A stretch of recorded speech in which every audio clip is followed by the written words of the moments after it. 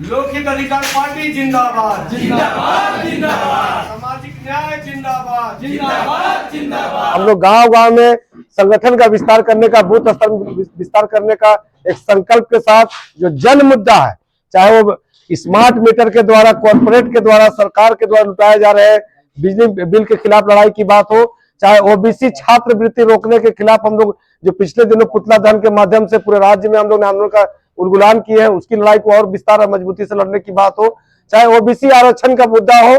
चाहे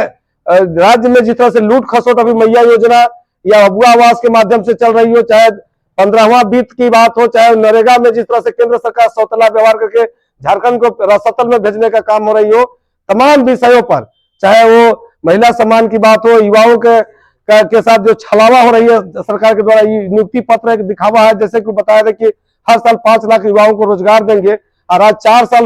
साल अबुआ सरकार रहा, उसके बाद जाकर के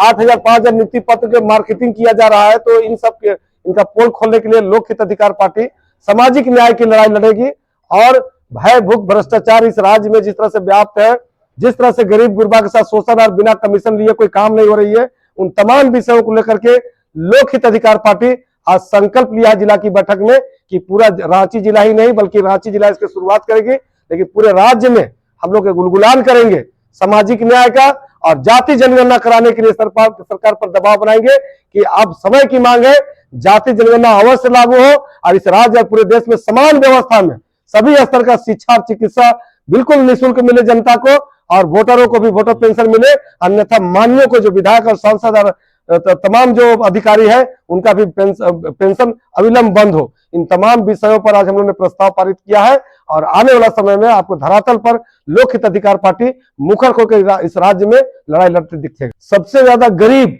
गुरबा किसान मजदूर गांव में रहते हैं, जो सबसे ज्यादा आज पीड़ित है, आज सबसे ज्यादा शोषण का शिकार है, उनको थाना में कहीं न्याय नहीं मिल रहा है, ब्लॉक में कहीं न्याय नहीं मिल रहा है, मनमानी सरकारी स्कूल को एकदम बंद कराया जा रहा है, मनमानी तरीके से प्राइवेट स्कूल के माध्यम से लुटा अपने बच्चों को पढ़ा नहीं पा रहे हैं। सबसे ज्यादा गांव गरीब के लोग आज छात्रवृत्ति रोकने से प्रभावित हो रहे हैं, बिजली बिल से त्राहिमाम है, सभी लोग भयभीत है। तो मैं कह सकता हूं कि हमारी पार्टी सबसे पहले, चूंकि ये गरीबों का पार्टी है, ग्रामीण क्षेत्रों से इसकी शुरुआत हुई है, और मैं पूरे गांव में बूथ स्तर में लोगों को जागरूक करने का काम करेंगे, और सरकार की नीयत और नीति का पोल खोलने का काम करेंगे, और सामाजिक न्याय के लिए मैं सबसे पहले गांव के क्षेत्र में जाकर के लोगों को जगाने और इस भ्रष्ट व्यवस्था के खिलाफ लड़ने के लिए तैयारी करेंगे।